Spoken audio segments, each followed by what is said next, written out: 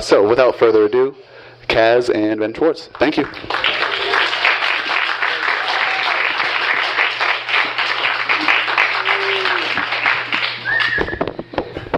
So you're a judge, huh? Yeah. So a lot of Underworld fans here tonight? A lot? Yeah?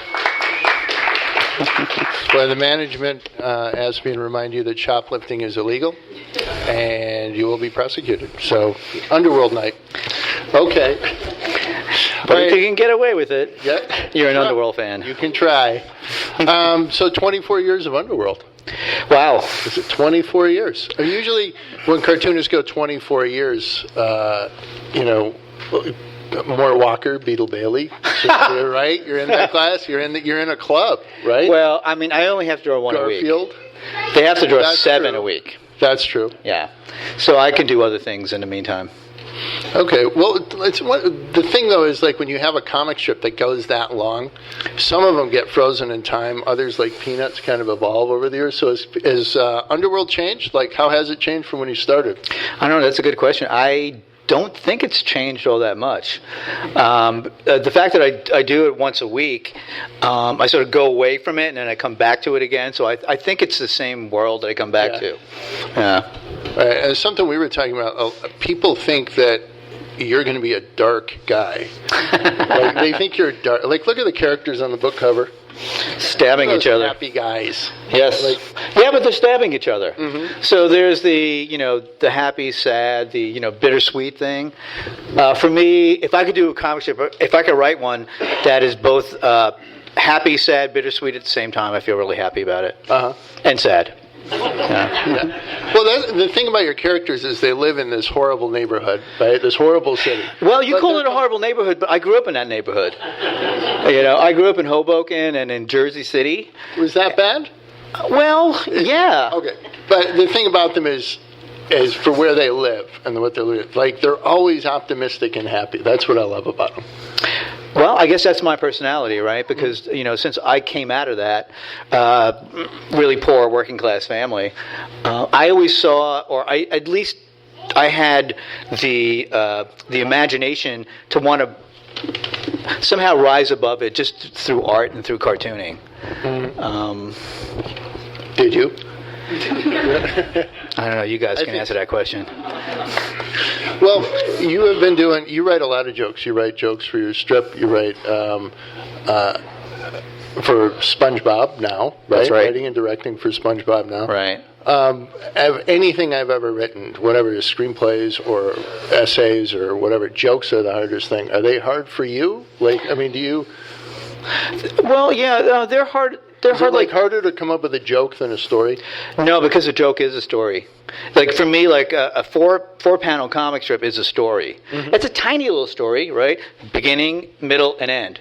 And so if I write something that's an 11-minute cartoon, like for SpongeBob, that's how I think about it. Mm-hmm. It just get spread out, and it's more jokes within the jokes. Yeah, and because you do it once a week, have you ever thought of doing a long-form story? I mean, are you going to do the Underworld graphic novel one day? I don't. Yeah, I might do that. Yeah, I'm thinking about it. Yeah. I've done longer stories. They've taken me forever. Because I'm very meticulous and slow, and I think about them a lot, and I draw and I redraw, and it drives me crazy. But I think the longest comic strip I ever did was 26 pages. Which one was that? It's called Sidetrack City. Oh, okay. And it took me a couple of years, and I almost died. That's an amazing book. When that came out in the 90s, right? Or late 80s? Yeah, no, that came out, in the mid-90s, yeah. Okay. And of the characters that you started with, I mean, you pretty much got the same basic cast, right? I mean, you've added some. Well, I designed Underworld because I was really inspired by Robert Crumb. Mm-hmm. And so I was collecting all his comics, and he would create all these characters, and he would create a cast of characters, and then new ones would come in and out. And I wanted to have a cast that allowed me to... Usually when I sit down to write a comic strip, I usually sit down and say, how am I feeling today? And I think, well, I'm feeling bad, I'm feeling good, I'm feeling happy, whatever. And that's what I want to express. And then I would think, like, which characters are best to express that sort of idea. And so and then I would have other characters which I would do that are one joke characters, Right. Which just made me laugh. You know, I always had this thing whenever I felt like I've written a comic strip and I feel like I'm like snickering after writing it. I know that only a few people are going to get the joke. You know. And then sometimes I write something, I'm like, oh, God, no one's going to like this. Everybody loves it. So I don't know what's going on when it comes to writing. Well, are there characters after 24 years? I mean, are there characters that are easier or excuse me, harder to write? Because some cartoonists, I mean, like Schultz dropped some after a few years. Where's Shermie? He disappeared really quick. Right. Well, yeah. Well, I had Smoking Cat, who was a one-joke character. Yeah, but people kept coming up to me going, I love that character. Keep doing Smoking Cat. So it took me a long, like I would have to think of, what's another smoking joke that I can do? You know? There's not that many. But then there's like Creep Rat, which I use as a way to sort of project my own feelings about things, and also like good, bad, dark, right and wrong. All those feelings go onto that particular character. Is Creep Rat, that's the, of any of those characters? I think he's the character of Underworld, yeah. Okay. When you, the thing I've always loved about it is because it comes out of, I mean, it's really funny. It's a classic joke strip. But when you started, you were at the School of the Visual Arts, right?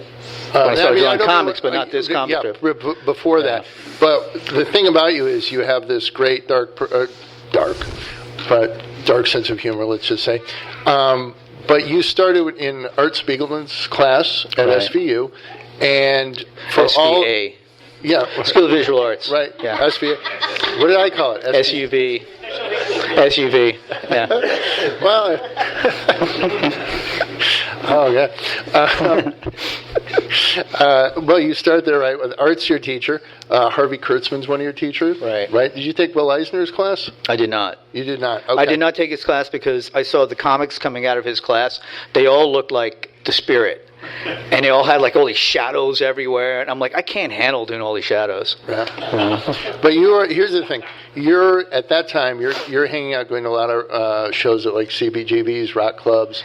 You're part of that whole thing. Like even before going to art school, I was doing that. Yeah. Right. Yeah. So you merge that sensibility with what Art's teaching. He teaches like classic cartooning, like Sunday comic strips. So well, in a way, but no. Art was teaching art comics. You know, he would like an assignment would be he would give us a page of literature, or maybe just a paragraph of literature, and say, turn this paragraph into a comic strip, and then he would grade us on that. All right, but you there's that. There's the whole boxes. Well, you told me the boxes within boxes theories of how you lay out a page and you have the panels. Oh yeah. And like. Well, you know, I was crazy about George Herman's Crazy Cat. And I think that's the one thing that Art Spiegelman sort of saw in my work, that I was looking at, like the whole idea. I mean, it was very arty, but I was thinking of the whole idea of the page as a piece of art, and then within those pages there's little tiny boxes that tell a story. So I would do as simple as drawing like an apartment building with little rooms, and the characters go from room to room, and that, you know, reading it like a comic strip. Yeah. Right. So well, that's what I mean. You've got, to me, like, and you said the neighborhood they live in is like the neighborhood you grew up in, Hoboken. To me, you merge this kind of sense of like New York in the 70s and early 80s. What year were you there at SVA? Early 80s. Okay, early 80s. Yeah. When New York is at its most dangerous, right? Yeah, I guess so. I mean, it didn't seem dangerous to me because nobody tried to rob me until much later. I was there when Keith Haring was actually, he was like a class or two ahead of me, and so there was all this energy happening with the sort of comic strip imagery. And I remember that I had a group of friends that we drew comics, Peter Bagg and J.D. King and all these guys, and we were. But they weren't. Were they at SVA? They were like. I think Pete went to SVA for like one. Right. Season. You were in classes with Drew Friedman. Right. Right. And Mark Newgarden. That's right. And I know there's. Well, we were there in the early '80s when Art was teaching his class it was called Language of the Comics. And so it was a wonderful class where he would just give these lectures, and then he would give us assignments to do. And then he started this little studio class afterwards in which he handpicked a bunch of students that he thought was worthy, right, to work with him. And then from that, he plucked 3 students to be in the first few issues of Raw magazine. Right. You included, right? Yeah, me included, and Drew Friedman and Mark Newgarden. Okay. Well, I mean, that's what I love about Underworld and most of what you do. It's like this merging of like an art house sensibility to me, but but in a like a classic 4-panel gag strip. Right. I mean, that's why, like, when you look at most newspaper strips, they're so boring because they're still like from this template from decades ago, and they're so. It's funny, when I started Underworld, I didn't especially want it to be like an arty. I wanted it to be funny. I was looking at the comic strips that were being published at the time, and they were all very serious or autobiographical, or they were just dark for the sense of being dark, or like no punchline being the punchline. And I just wanted to have something that was just all out, balls out, funny. But you know, whatever arty sensibility I have actually kept emerging out of it, you know. So sometimes, I mean, I remember I did one strip where it was 4 punchlines without any setups, like all 4 panels, you know. And I was just amazed that the publisher kept publishing it. And you're deconstructing jokes like at an early age. I think that a lot of us were doing that at the time. Yeah. And the other thing I think was really unique about you back then is that you appear in Raw, but you're also doing comics with John Holstrom and Peter Bagg. They did Comical Funnies. And Screw Magazine. Screw Magazine, right? And then you're doing stuff for Robert Crumb and Weirdo. Yep. So because you're funny and you're this art house guy, you get published all over the place. Right. Yeah. Well, actually, there's not a big limit in where you can get published. Yeah, I think it was. I guess it was my second year at art school. Art Spiegelman basically said, "You're not going to learn how to be a cartoonist if you're not published. So you have to see what your work looks like when it's published, and you see all the mistakes that you make. You know, and so I went out and I just started going to all the small newspapers in New York at the time, the East Village Eye, the New York Rocker, and I was trying to sell my comic strip, but I didn't make much money for it. But it was wonderful to see it published. Yeah, well, why is that though? Like when he says you have to see it published, you can't just look at your original art. What does the publication do for you? I think it's a combination of seeing what the reproduction does, like, and what you can do with your line work and how it looks, and also what the reception is, like how the readers feel, how do the editors feel, all that. It is a business in a sense. You know, you're trying to sell yourself. Mm-hmm. Okay. And when you started Underworld, there's this. You could start it because there were all these alternative newspapers like around the country that would buy them. The LA Weekly used to run cartoons, right? I don't even know if they still do. But not anymore. No, but they're like those newspapers are dying out. I mean, the internet is so made them kind of obsolete in a lot of ways. But one thing the internet hasn't replaced is the way you, Tony Millionaire, Matt Groening, Strip Forever ran in those papers. Well, as big as The Simpsons got, he did it every week, right? So, yeah. I mean, if you were going to start it today, how would you? I don't know. I mean, I know there are a lot of cartoonists that have do internet comics and put them on their websites. I don't think they make any money at it. I think what happens is like it keeps you working. And for me too, I mean, even at my height, I may have had 13 or 14 papers at the same time.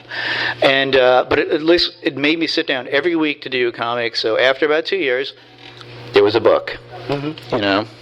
And would you say, like, if you looked at the first couple of pages, first of all, like the book itself, which, by the way, is designed by my wife, Brady McDonald, right here. Beautiful job.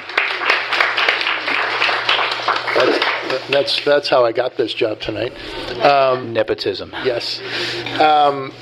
If you look at the artwork in the first, let me ask: is it complete? How complete is this over 24 years of strip? It's not complete. As a matter of fact, I have a whole flat file of comics which I consider my crappy ones, and I am going to put those out as Kaz's crap at one point. You know. Because people keep asking me, I want to see the bad stuff. I'm like, no, you don't. But you will. If you want to buy it, it will be for sale. And will it be Kaz's crap with 2 Ks? Like Kaz's crap? Very clever. I hope so. Yeah, that's like... You can have that. That's a gift. Thank you. Okay, but if you look at the first couple of pages and you look at the last, I mean, is there a stylistic difference? Like, what do you see that's changed as far as the art goes? I don't know. I think, you can see how the characters have changed. Mm-hmm. It's sort of interesting to see any cartoonist working, animator, comic strip artist, when they first create their character, whether it's Mickey Mouse or anybody, that they become more and more refined as they go along. And lots of times I feel like they get worse looking as they go along, that I like that really ratty one. And I'm kind of thinking that I might want to go back to drawing really shitty when I did it, because it's more fun that way. Well, but you like a more... I hesitate to use the word raw, but a raw look, a sketched look, right? I mean, you want it to look... Yeah, well, sometimes I do, and sometimes I don't. It depends on, the idea that I'm trying to get across. Yeah. All right. Now, how did you transition into animation? Because Kaz is... you've written and directed on SpongeBob, right? So what are you doing this season? Well, I've done storyboards and storyboard writing, and this season I'm writing, which means no pictures. I'm writing scripts. And how did you transition it? How do you go from your weekly story? It was not that difficult. I just had to learn a couple of tricks about how you do panels for a storyboard versus the panels for a comic strip. Yeah. Well, I meant, how did you? I mean, were you looking for animation work? Were you? No, it came out. It was a total fluke. Well, it's not actually true. I was looking to do. I was pitching animation ideas in New York for a long time, not knowing what I was doing. And also not knowing that New York wasn't the place to pitch.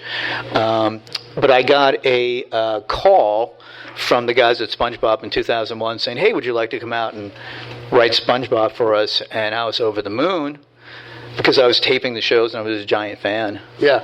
Yeah. And now, I wouldn't say Underworld is dark, but on SpongeBob, you have come up with some dark ideas, like the Health Inspector show, right? Where does SpongeBob and Mr. But I got to say that those ideas were given to me. Oh, okay. Because those were outlines, and they said, here, you do this one. We know you can handle it. Oh, okay. But there's definitely a Kaz feel to SpongeBob and was it? Yeah. I mean, Mr. for me, Krabs, they think they've killed him, the health inspector. Yes. And they're hiding the body. The question that I get a lot is how you do these dark, weird underground style comics, and then you do the stuff for children. How do you balance that? And I just think, for animation and for children's animation, I just think how I felt when I was a child. Like, what was the thing that made me scared? What was the thing that turned me on? And then I go with that, And it's not that we don't do adult things. Even in SpongeBob, we sort of balance it so that there's something for the adults and there's something for the kids too. Right. Or chocolate with nuts. Now that may be my favorite one of the ones you've done. That's the one where SpongeBob and Patrick decide they have to make some money. So they're selling chocolate bars. Right. And now this is like the weirdest characters I think I've ever seen on the show is Lazy Mary and her mother, Ma, right? And yeah, I don't remember if that was in. I actually don't remember if that was in the outline or not. But when I saw it, there was these two characters, these old women that lived together, and to me, it was And Ma's in Baby a Jane time. Yeah, it's Baby Jane. Yeah. And the character Ma is, I think you described it as a head, on a shrunken head on an esophagus. That's it. Yeah, that's what she looked like in a wheelchair. Yeah. And when Lazy Mary won this, and what was really cool about it, I got to tell you, the guys at SpongeBob was really great because they took my sketch and said, "Don't change a thing. This is the way we want it to look." So even if it scared children, it was still funny. Mm-hmm. And she has that line when Lazy Mary won't buy her the chocolate, Ma says, "Oh, you're just waiting for me to die." It's like, that seems to be the darkest line I ever heard on SpongeBob. Well, you just wait. Back on the show, and I'm working with these guys out here. Mm-hmm. It's going to be cool. Right. Because you've also worked on Phineas and Ferb. What are some of the other animated shows you've worked on? The other show that I work on besides Phineas and SpongeBob is a show called Camp Lazlo for Cartoon Network, which was created by Joe Murray, and it was more of a kids type show about a bunch of funny animals at camp, and I have some friends here who worked on it with me, and it was fun. It was a good character comedy, and I won an Emmy on that show, which made me very happy. Right, and with the book you have here, like as you said, not every strip is in there. What did you include out of 24 years? Well, everything that was in the previous books are in there, and then stuff after that. So coming up to pretty much the past couple months. And your comments on some of the strips, right, between the panels. Yeah, that was an innovation that Bridie came up with that I thought was really brilliant. You know, that in a couple of pages you will have my little comments underneath it in gray. So you get a little tiny insight as you go through the book about where the idea came from or how I felt about it. So like your director's commentary on your DVD? That's right. That's right. That's what it is. All right. And, I mean, I want to open it up to questions for you guys in a second. How do you feel in 24 years of Underworld? I mean, it's a huge accomplishment. I mean, it's a weird accomplishment because it's actually it's been great for me. It's been terrific for me. Before I did Underworld, I was ready to quit comics altogether. They were taking me way too long to draw, like sometimes a month, sometimes a month and a half, because I was very meticulous about it. And I was making $50 a page. They get published in Fantagraphics or some of these other little publications, and I was doing illustration work at the time. I was getting paid a lot more money for doing illustrations than I'm doing for comics, which drove me bananas because I'm writing it and it's more panels, and I decided to just quit it all until I was sort of given an opportunity to create a comic strip for the New York Press. This Underworld. Yeah, Underworld. So that's where it debuted in the New York Press. And it took me about 2 weeks. I sat down and I said, I tried to, what do I like? What kind of stories or what kind of characters would I like? Well, I love the Honeymooners. So the feeling of the book is very much like the Honeymooners, but I wanted to do a comic strip about criminals. I've never seen one really well done about like a comedy about like low rent criminals. They're drug dealers, they're robbers, they're killers, but they're friends and they're together and they're working it out. Right. And you have Patrick McDonnell, the creator of Mutts, did the introduction. Yeah, right? Pat I've known for a long time. Now you first saw him in a. Did you know him before he was a cartoonist? He was in a band you saw at a house party, right? He was in a punk rock band that played CBGBs called the Steel Tips, and he was the drummer of the Steel Tips. And Joe Coleman, you might know Joe Coleman, who's a painter, and he was also in the band. And he would have like a vest of explosives that he would blow himself up on stage.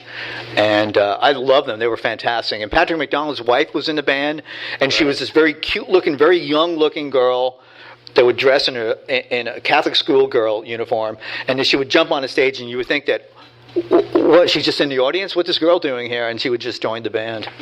And we talked about, or I mentioned for a second about CBGBs in the 70s, because you were going to punk shows. I mean, you're in a Ramones concert video, right? You're right up there on stage. You were going to these shows, and you were like this new sitcom Vinyl. You were there. So, I mean, how much did that influence your work? I think it was a big influence, especially like the Ramones, which to me they seem like 4 cartoon characters, and all their songs are really, really funny. And try as I might, I could not drag my friends out from New Jersey. I lived in Rahway, New Jersey at the time, to go to the Bowery to see these bands. So I would mostly go by myself. Right, and I remember drawing a little cartoon of the Ramones and going backstage and giving it to them, and like, oh my God, hi, here you, and like surrounded by these guys. It was so weird looking, and they were so enthusiastic about it. They liked it. Yeah, well, except for Johnny. Johnny Ramone didn't. Yeah, like it. Why'd you draw me with so much stubble? And I'm looking at him. He's like got stubble on his face, All right, and the last question I'll ask is. You did a comic strip about this, but you created some artwork for Richard Hell, and you went and gave that to him? No, I did. Yes, in high school, I was a giant punk rock fan, and like Richard Hell was a guy who was basically set the style for punk, and especially the British punks, the look and the feel of it. And I loved the band. They sounded like 4 different bands playing at the same time, the Voidoids. And I did. We had to do a little sculpture in art class, And so I just said, I'm going to do Richard Hell, and it sat on my shelf for about a year or two. And I'm like, I'm going to do the same thing I did with the Ramones. I'm going to give him a little piece of art of himself. Well, I just couldn't imagine somebody coming up to you, complete stranger, giving you a little sculpture of yourself, like completely out of the blue. And it was after one of his shows at CBGB's, and I went backstage in tiny little, backstage area, and he was the only one back there. And I remember he was on a table, on a little chair, like just like after the show, like so much like punk rock angst, and I'm like, excuse me, Richard, I made this for you, right? And he's like, oh wow, I was like completely blown away. It turned into like a little kid. It was a lot of fun. You made his day. I made his night, until he scored. Okay. Yeah. All right. Well, do you have questions? Do you have a question? Oh, Archer has a question. Okay. Hi, Archer. You are one of your favorite comics is Nancy, right? Yes. Ernie Bush. Yeah. So you even drew Sluggo in one of your comics. I did.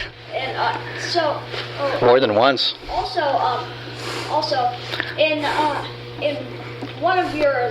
one of SpongeBob's, I don't know if this was you or not, but there was a fish with an excuse me for and penis.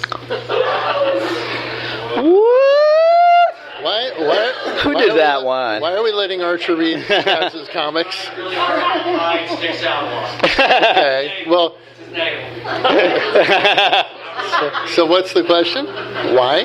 So I was thinking, Sluggo's hard to draw in the comics because he is hard to draw. He's really like a normal guy is like you would do a guy like this, like the body. Right. But Sluggo, he has a different like body, arms. Also, I'm pretty sure this was pretty easy, but his hair. Yes. Well, Sluggo's very much like an Underworld character, isn't he? Yes. I mean, he's got to be, like 8 or 9 years old, something like that, right? He lives all by himself. His house looks in a house that's falling apart. It's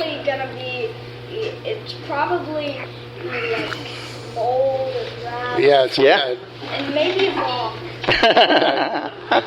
Someone bombed it. Yeah, I had. It's funny. I would read Bushmiller's Nancy. I remember it ran in it ran in 2 newspapers that my father bought and brought home. One was the Elizabeth, New Jersey Star Ledger, and the other one was the New York Daily News. And they ran them differently. I remember the Daily News. It was at one point it was a full page, and then the Star Ledger was a little bit shorter, and so there were 3 or 4 panels that opened up the Nancy strip that was superfluous to the whole strip. They didn't tell the story. It's just the characters walking down the street, or just hanging out, and then the story started after 4 panels. And I remember I would cut out the panels where nothing was happening, and I would just paste them into a book and just have the characters doing nothing. So it was like this existential story about these characters doing absolutely nothing. And then when I was to School of Visual Arts, I had a teacher, Jerry Moriarty, who's a painter, and he was a huge Nancy fan, and he was collecting Nancy comics, originals, and he would have full whole runs of Nancy. I remember there was a month or 2 when Nancy's niece came to visit, look-alike niece, and he had them all. And he had a lot of philosophy behind, the sort of the Zen philosophy behind Nancy. And I think he influenced all of us at SVA, to look deeper into this thing. But what I loved about it, and the big influence on Underworld, is to set up to set up a story that's easy to read, right? And it has like a punchline that makes weird sense, like surreal sense. My twist is that it's usually something dark or strange. Yeah, that's what Spiegelman always says about Nancy. It's easier to read than not to read. Yeah, but before you decide not to read it, you've read it. That's usually Once he changes. Yeah. All right. Right here. Yeah, you talked about how before you started Underworld, you were overly meticulous and you weren't really enjoying the art. How did you switch or loosen up so that it could be fun for you? Deadlines. I had to have it done by Monday, and so it would be like, okay, I got to finish this thing. Yeah. And then I was sort of loosening up even on some of my longer strips at one point, because I wanted them to look more expressive and artistic than just tight. I remember doing some illustrations for magazines where I was working almost as Charles Burns kind of like really tight style, and I'm like, oh my god, that looks really great. But then I thought, well, that's not me. I had to find myself. Rick. Can you talk about, I know you like, obviously, you prefer George Miller, but can you talk about the other influences, like, obviously there's a Fleischer going on, Popeye. Fleischer thing was like really, that was really early on in my early comics. It's sort of a, these characters that are sort of really simple and really goofy looking, and just the idea of a character moving from scene to scene is sort of what I was sort of exploring in an abstract way that I was sort of exploring in my early stuff. Yeah, that stuff I like. All that black and white, all early comics, even early Mickey Mouse comics. I love those. Chester cartoons. Chester Gould was a big influence too. I remember clipping the comics when I was a kid, and I remember looking at. Seeing that Chester Gould celebrated cases of Dick Tracy that had nothing on the cover, just his head, just that profile. And I remember it was sitting in a bookstore in Penn Station in New York on the shelf, and I would pass it by all the time, and I was saving my money to get it. I couldn't wait to get it. And when I finally got it, I couldn't believe how violent it was. It was like, I was like, holy crap, like people are dying, being crushed to death and burned to death in these stories. I'd never read them before. They were from the 40s. Well, I'm back here. David. First, an observation about Underworld. The thing that I love about Underworld, and I've been looking at you doing these strips for like 2 decades now. Because I used to live in your house for a few years. The thing I love about Underworld is that you look at the first panel of this usually 4-panel thing, and I've never been able to guess what the last panel is. Oh, that's nice of you. Thank you. Yeah. Here's the weird go back into your past question. It's like, you're talking about living in Jersey, Rahway, Hoboken. Who knows? Yeah, New York. It's like, were you always making a living from your work, or did you have the usual succession of weird jobs before you got work doing graphics? I was doing phone surveys for a long time. I was calling up and doing ridiculous things. Like you'd call up and you would ask a question about, like, I don't know, feminine products, and you would say, excuse me, sir, is there a woman in your household between the ages of 14 and 25 that I could talk to? And I would just wait for the hang up, and they would go, oh yeah, hey Susie! And I'm like, holy crap, they're actually talking to me. Yeah. We can do this now. Yeah, we can do this now. Let's do it. Yeah. Was that just phone survey stuff or anything? Wasn't the air conditioner factory? Wasn't that one? Well, that was like before art school. I worked in factory. All my siblings and all my parents, they're factory workers, And I thought that I was going to wind up just being a crazy factory worker myself in New Jersey, until I had like this weird breakdown on the assembly line one day, and taken to the hospital, and I had a cataleptic seizure, they said, and I decided, well, shit, I think I want to go to school instead. I was actually, the honest truth is, I was actually trying to do syndicated comics at the time. I had created this horrible character called Mr. Roach, and I sent it to all these syndicates. I spent all my money like printing this thing up, and I got rejections left and right. I mean, it was terrible comic strip. Like, the jokes weren't right, and that's when I decided I have to learn something, Didn't you sent something to some big time cartoonist, and he sent a nice encouraging letter back? Yes, it was Russell Myers who did Broomhilda. I sent a whole bunch of letters out. I only got one guy to send me back, and that was that guy. And I remember I was very excited. It came in a green envelope, and he had, his letterhead with his characters on it, And I was like, okay, this guy likes me, One of anybody, now that you mention it, him, Charles Adams, and you, have every character's kind of weird. And none of the characters are like normal people or... Yeah, I guess. So, big influence. Broomhilda? Yeah, Broomhilda. Well, that's actually something that Patrick McDonald points out in the introduction, that your characters, he's talking about how you've obviously read all the classic strips, but you seem to have paid attention more to the characters, like in anything in Crazy Cat, Ignat's Mouse. Yes. I mean, it's all the bad guys from the comics that I like. I think the whole comic strip about bad guys. Yeah, I mean, I think of it as like when I read Peanuts, it's like if you did a whole strip of nothing but pig pens. Yes, so exactly. Anyway, hold on, Arch. Well, let somebody else have it. Anybody else right here? 24 years? Why not a quarter century or something? You never know, right? Next year, we'll do another one. Yeah. It's all arbitrary. You, sir. I just wanted to ask about the relationship with Fantagraphics. They seem to have been very supportive all these years. And you want to talk about Fantagraphics? Yeah, they've been great to me. Very hands off.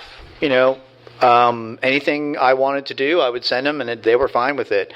I had a great relationship with Kim Thompson, who passed away a couple of years ago. He was fantastic. And actually, I do my very first book was through Fantagraphics. It was called Buzz Bomb, and I remember sending a letter to Gary Groth, the publisher, saying basically just one sentence: "Would you like to publish my work?" And I sent a few examples. Oh no, actually, I said, "Do you like my work, and would you like to publish my work?" And he wrote back. He said, "I don't really like your work, but I'll publish your work." That was Gary? Yeah, it was Gary. Yeah. He probably does. He didn't come to my signing in Seattle, so I'm staying away. So was this their push to put the compendium out? Or No, this was my idea. I wanted to do a big thing, and they were completely behind it. And it was Eric Reynolds, who was like a big giant fan, and he's very happy with the book. Yeah. Anybody else? Any more questions? Did you have an...